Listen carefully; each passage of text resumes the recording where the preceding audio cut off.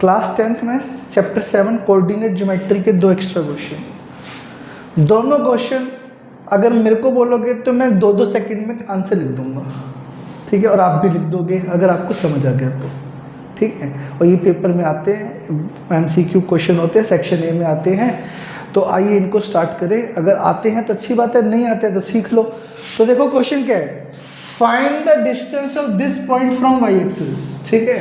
और फिर एक और क्वेश्चन बना दिया मैंने, find the distance of this point from x axis, ठीक है। अब मैं तुम्हें पहले सिंपल तरीके से बता देता हूँ कि पेपर में आंसर क्या लिखना है। इसका आंसर होगा, अगर आपको किसी पॉइंट का वाई एक्सिस से डिस्टेंस निकालना है, किसी पॉइंट का वाई एक्सिस से डिस्टेंस निकालना है तो एक्स के बराबर होगा, तो इसका आंसर आ गया 4। और अगर आपको किसी पॉइंट का एक्स एक्सिस से डिस्टेंस निकालना है तो वाई के बराबर होगा, तो इसका आंसर आ गया 7। सर -7 क्यों नहीं आएगा? क्योंकि डिस्टेंस कभी नेगेटिव नहीं होता। अगर नेगेटिव होगा तो उसको लेना नहीं है, ठीक है, आप नेगेटिव इग्नोर कर देना।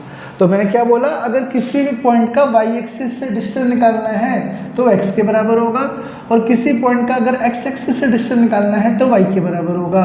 और वाई अगर कोई भी नेगेटिव दे रखा है तो आपको पॉजिटिव लेना है, क्योंकि डिस्टेंस कभी नेगेटिव नहीं होता। हो गया क्वेश्चन? सर याद हो गया।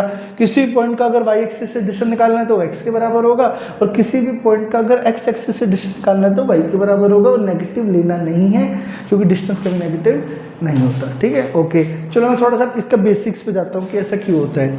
मान लो कि मैं सिर्फ एक पार्ट को समझा देता हूँ, बेसिक्स, ठीक है। तो आपको तो ऐसे याद कर लेना बहुत ईजी है, बट आप समझ लो कि क्यों इसका आंसर 4 आया, ठीक है। आपको पता है कि कार्टेशियन प्लेन होता है, ये एक्स एक्सिस होती है, ये वाई एक्सिस होती है। ये पॉइंट फर्स्ट क्वाड्रेंट में कहीं आएगा, मान लो ये पॉइंट यहाँ आ गया, इसके हिसाब से यहाँ से देखेंगे तो ये एक्स 4 होता है, और यहाँ से देखेंगे तो वाई 7 होता है, ठीक है। अब मुझे इस पॉइंट का डिस्टेंस निकालना है वाई एक्सिस से, तो इस पॉइंट का वाई एक्सिस से ये डिस्टेंस हुआ, और ये जो चीज़ होती है वो इसके बराबर होती है। क्यों? क्योंकि ये पूरा एक रेक्टेंगल या स्क्वायर होता है, ठीक है। तो अगर मुझे पॉइंट का वाई एक्सिस से डिस्टेंस निकालना है तो वो ये होगा, और ये बराबर होते हैं। क्यों? क्योंकि ये जो फिगर बनती है ये रेक्टेंगल या स्क्वायर होती है। रेक्टेंगल या स्क्वायर, रेक्टेंगल मान लेते हैं, और इसमें अपोजिट साइड क्या होती हैं? इक्वल होती हैं। स्क्वायर होगा तो सारी साइड इक्वल होंगी, ठीक है। तो रेक्टेंगल में अपोजिट साइड इक्वल होती है, तो ये और इसकी वैल्यू या इसकी वैल्यू सेम होगी। इसकी वैल्यू अगर 4 है तो इसकी वैल्यू भी क्या आ गई? 4। इसकी वैल्यू 4 क्यों है? क्योंकि 0 से 4 तक का जो डिस्टेंस होता है वो 4 है। अगर ये 4 है तो ये भी 4 है, तो पॉइंट का वाई एक्सिस से डिस्टेंस आ गया 4, ठीक है।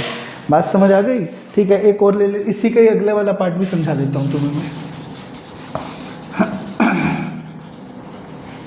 ये देखो, अगर मान लो ये कार्टेशियन प्लेन है, -4 -7 कहाँ आएगा? थर्ड क्वाड्रेंट में गई। यहाँ से देखेंगे तो ये x की वैल्यू होती है, डेट इज़ -4, और यहाँ से देखेंगे तो ये y की वैल्यू होती है, डेट इज़ -7, ठीक है। अब मुझे इस पॉइंट का x एक्सिस से डिस्टेंस निकालना है, तो पॉइंट का x एक्सिस से डिस्टेंस इसके बराबर होता है। ये जो चीज़ होती है वो इसके बराबर होती है। क्यों? क्योंकि एक रेक्टेंगल होता है, या स्क्वायर लगा लो, और अपोजिट साइड क्या होती है रेक्टेंगल में? इक्वल। अगर स्क्वायर है तो सारी साइड इक्वल होंगी, ठीक है। तो ये जो चीज़ है वो इसके बराबर होती है, और ये ओरिजिन है। यहाँ से यहाँ तक का जो डिस्टेंस होता है वो 7 यूनिट होता है, क्योंकि नेगेटिव तो लेना नहीं है डिस्टेंस में। तो अगर ये 7 यूनिट है तो ये भी क्या हुआ? 7 यूनिट, तो इसलिए इसका आंसर आ गया 7, ठीक है। क्योंकि यहाँ से एक्स एक्सिस का डिस्टेंस हो गया 7, क्योंकि ये इसके बराबर होता है, और इसका डिस्टेंस 7 है, ठीक है। आई होप कि आपको समझ आया होगा। बट आप पेपर में ऐसे ग्राफ थोड़ा बनाएंगे, इतना टाइम नहीं है हमारे पास, ठीक है। हम क्या करेंगे, याद करके जाएंगे। किसी पॉइंट का वाई एक्सिस से डिस्टेंस एक्स के बराबर होता है, और किसी पॉइंट का एक्स एक्सिस से डिस्टेंस वाई के बराबर होता है, और नेगेटिव लेना नहीं है क्योंकि डिस्टेंस कभी नेगेटिव नहीं होता।